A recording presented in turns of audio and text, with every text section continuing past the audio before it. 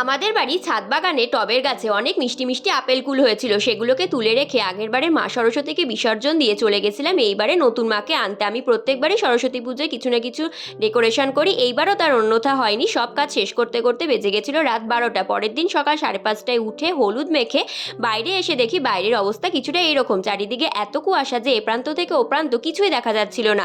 সকাল সকাল স্নান সেরে লেগে পড়েছিলাম পুজোর কাছে, এখানে মাকে সাজিয়ে গুছিয়ে ওদিকে চলে গেছিলাম ফল আর নৈবেদ্য সাজাতে। এইসব করতে করতে আমাদের ঠাকুরমশাইও চলে এসেছে আর আমাদের পুজোও শুরু হয়ে গেছে। তখন বাজছিল সকাল 8:30, আর আমার পাশের বাড়ির দাদার ছেলেটাও এসে হাজির। ও একদম পাঞ্জাবি পরে চলে এসেছে অঞ্জলি দিতে।